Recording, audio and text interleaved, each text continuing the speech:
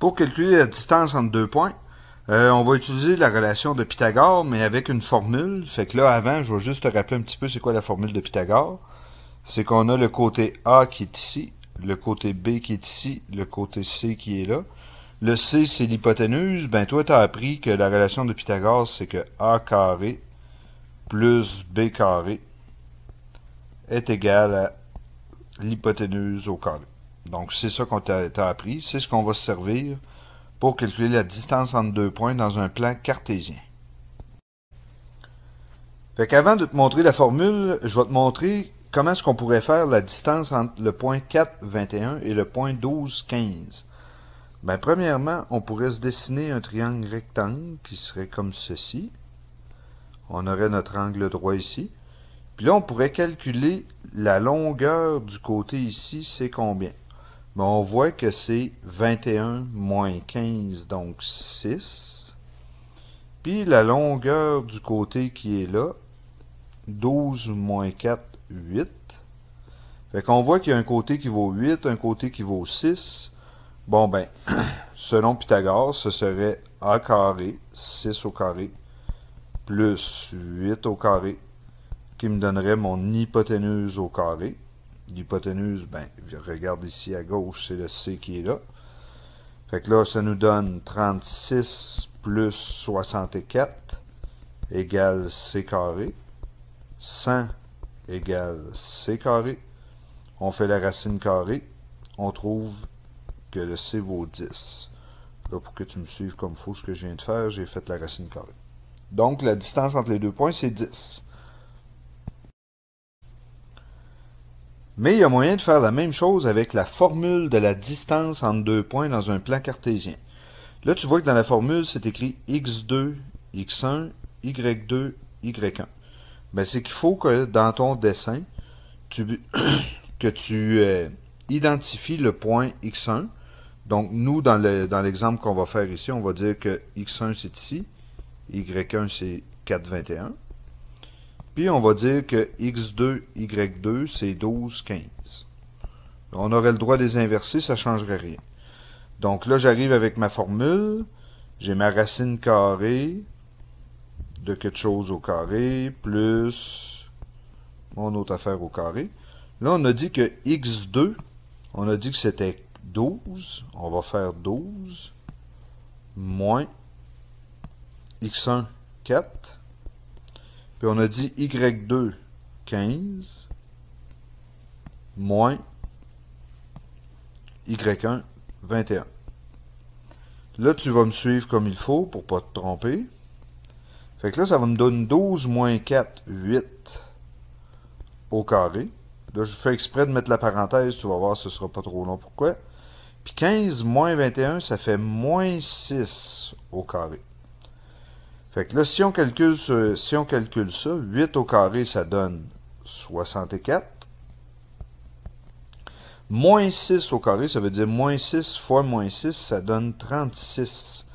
Fais attention, là, il y en a beaucoup qui vont dire moins 36, mais c'est pas vrai. Il faut que tu fasses attention parce que ton moins 6, il est au carré. Fait que ça, c'est une chose à faire très attention. Puis là, on s'aperçoit que ça nous donne racine carrée de 100. Bon, ben c'est normal, ça me donne 10. C'est le même chiffre qu'on avait trouvé, donc la distance entre les deux, c'est 10. Donc, on identifie toujours notre x1, y1.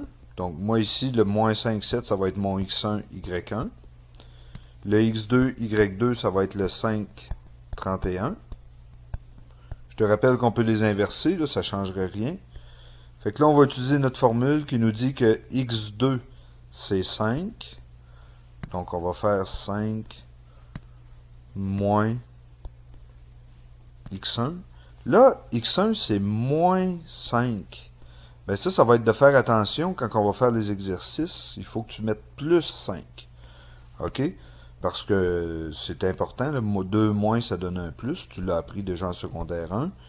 Puis ensuite, on va refaire la même chose avec y2, qui est 31, moins y1, qui est 7. Tout ça au carré. Fait que là, on va faire racine carrée de 5 plus 5. 5 plus 5 au carré, ça donne 10. Excuse-moi. 10 au carré, ça donne 100. Donc ici, ça me donne 100. Plus 31 moins 7, ça fait 24. 24 au carré, 576. Fait qu'on se trouve à faire la racine carrée de 676. Puis ça nous donne 26. Donc la distance entre les deux points, c'est 26. Fait que pour faire la distance entre deux points, il y a aussi une manière de le noter. Là, ça peut être écrit D parenthèse AB. Ça veut dire calcule la distance entre le point A et le point B. Si le point A, ses coordonnées, c'est moins 12, 8, puis le point B, c'est moins 4, moins 7. Ici, on va dire que le premier point, c'est le point A. Le deuxième point, c'est le point B. Fait que c'est la même formule. On va avoir notre formule qui va être là. On va remplacer dedans les chiffres qui nous intéressent. Donc x2, ça serait moins 4, plus 12, parce qu'on va faire moins 12. Ça, c'est vraiment important que tu ne te trompes pas.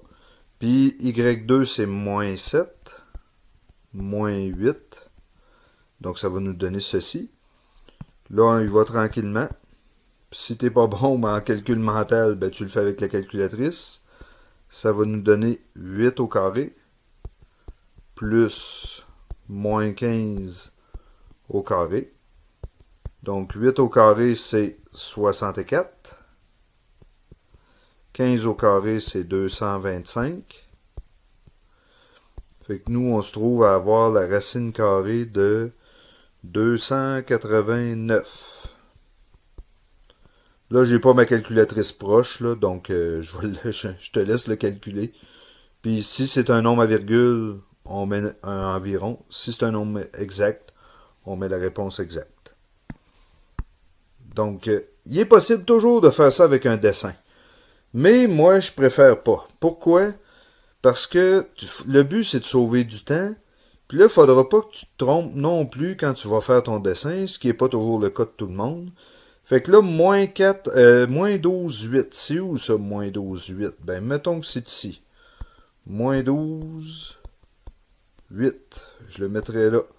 Moins 4, moins 7. Moins 4, moins 7. Ben, mettons que je le mettrai là. Moins 4, moins 7. Puis là, il faudrait que tu fasses ton triangle rectangle. Comme ça. Puis là, tu pourrais calculer la distance des Y. Puis là, tu verrais que c'est 15. La distance des X, ben là, tu verrais que c'est 8. Comme tu peux voir, mon dessin n'est pas du tout à l'échelle. Bon, fait que c'est pour ça que moi, je t'encourage à le faire autrement. Puis là, tu ferais ton Pythagore. Fait que ça, tu peux le faire si tu veux. Mais moi, personnellement, je le ferai pas beaucoup en classe. Là, il y a de quoi de bien important à comprendre. Ça paraît simple, mais je te le dis, là, c'est pas aussi simple que ça paraît. À cause des signes. Fait qu'il faut faire attention aux signes, puis il faut faire attention aux exposants. Puis il faut surtout faire attention à la manière que tu vas le calculer si tu le fais à la calculatrice. Donc c'est vraiment important d'y aller tranquillement au début pour pas faire trop d'erreurs niaiseuses, puis de perdre des points pour absolument rien. Fait que bon travail là-dessus.